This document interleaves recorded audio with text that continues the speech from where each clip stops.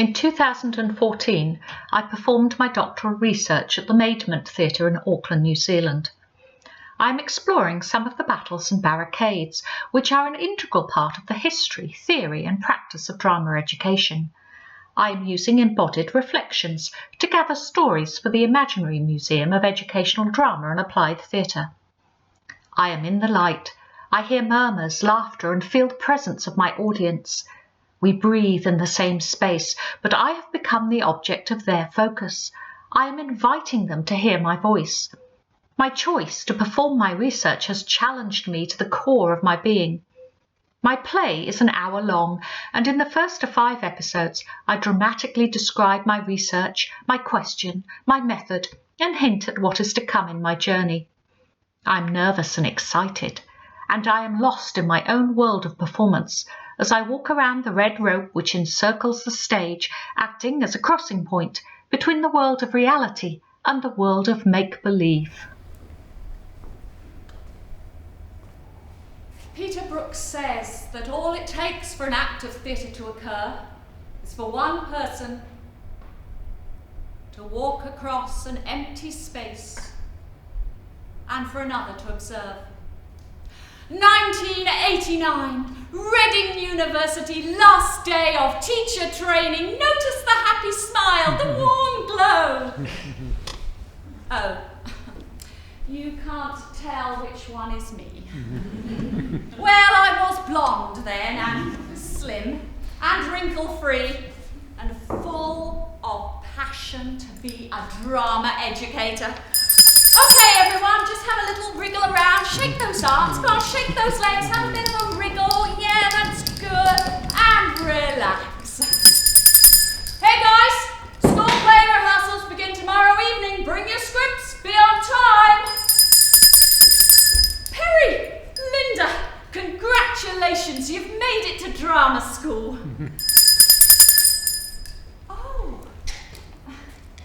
A good school needs so much more than just exam results. And you have enhanced our reputation in such a superb way with this production. What do you mean you cancelled the Year 9 theatre trip? Just because of a talent show? But it's been on the calendar all year. Sorry guys, drama studio's flooded again. We're going to have to use a classroom. Once more, unto the breach, dear friends, once more. Or close the wall up with our English dead. And so, I enter no man's land and cross the battlefield. Caught between assessment, examination, curriculum, syllabus, process, product, fighting for resources! Exhausted. Frustrated. Depressed.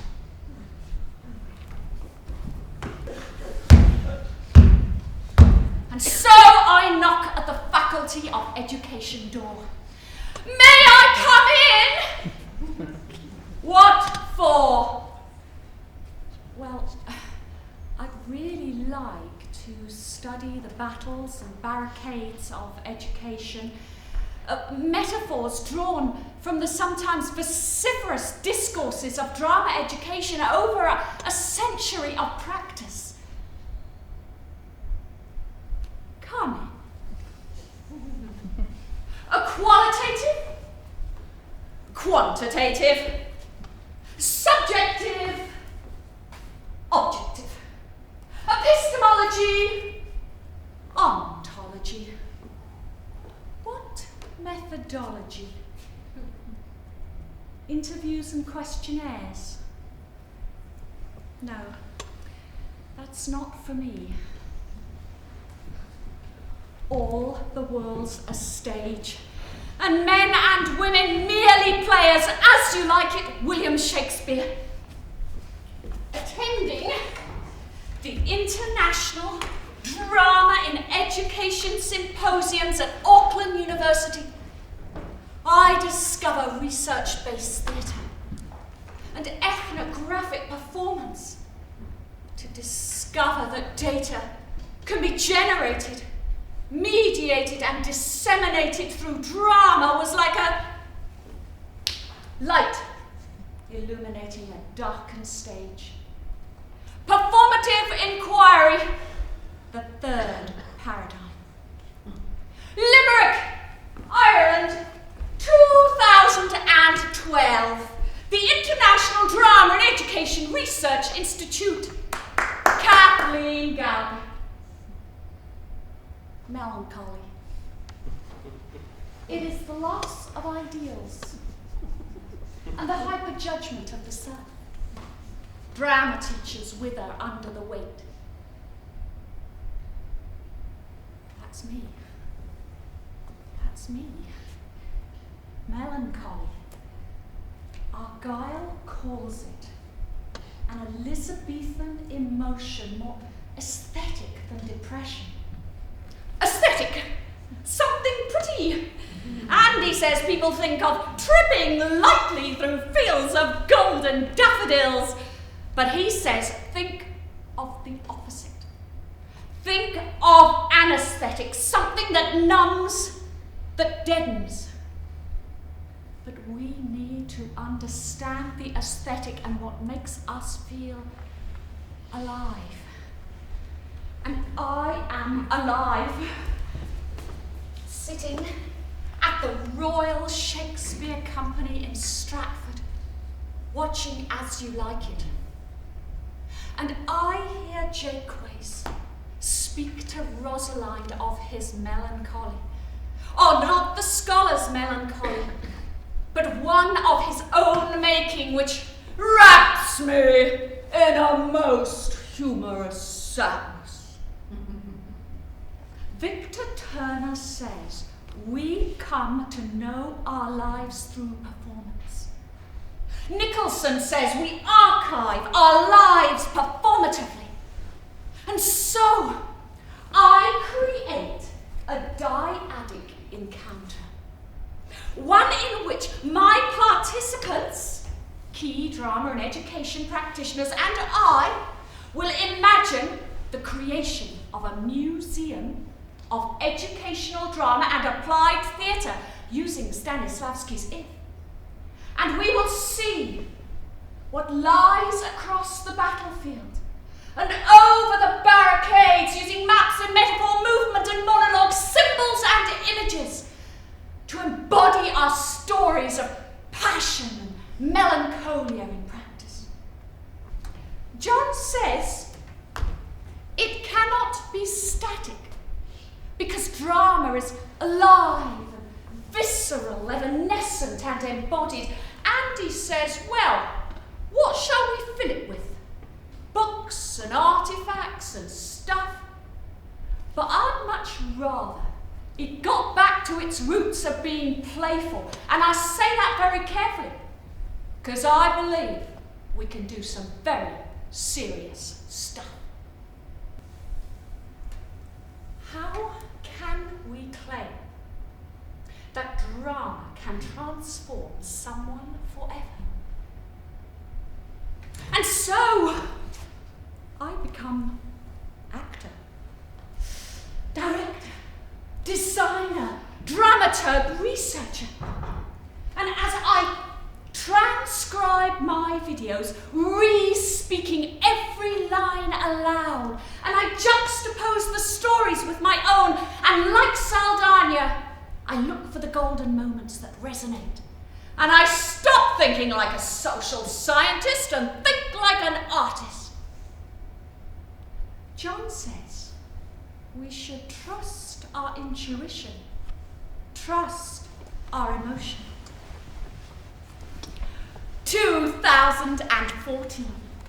I celebrate the scholar's melancholy. No longer blonde, no longer slim, and with a tube of anti-wrinkle cream. John says, no war is ever won on the battlefield. But Jonathan says we need the tensions, for they are the very essence of this dynamic art form.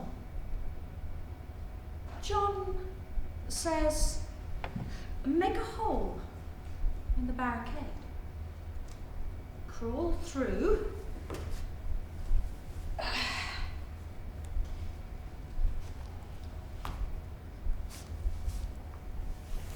see what lies beyond. 2021 and the COVID-19 pandemic has disrupted our embodied space. I am disembodied in the remote space, able only to communicate in the digital world of an online learning platform. Exhausted, frustrated and sedentary. I desperately coax my students to emerge from their desktop icons. This unforeseen experience, which removes us from the embodied space, challenges me to reconsider the battles and barricades in this new disembodied world. Reunited with some of my original props, I embody a key experience from the pandemic and place new artefacts into the imagined space of the museum. I become re-embodied as researcher and artist to performatively reflect on the praxis of being a drama educator, juxtaposing the battles and barricades of the pre- and intra-pandemic era. My home is my office. I sit in a chair not on the floor in the traditional drama circle. I turn on my laptop,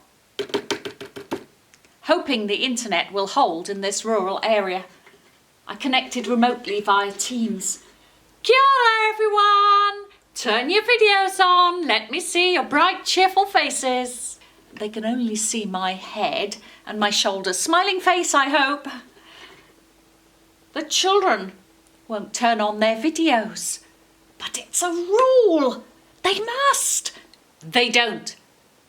Little icons appear. Our studios move from figurative to literal empty spaces.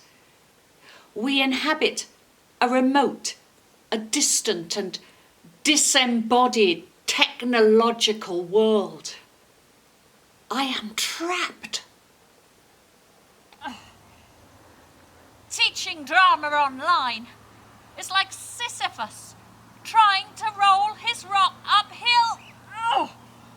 The circle, the symbol of embodiment and ensemble in drama education.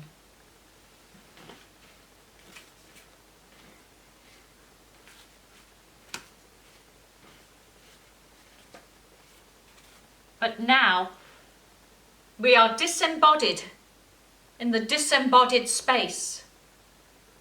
These are the new battles and barricades we have to face.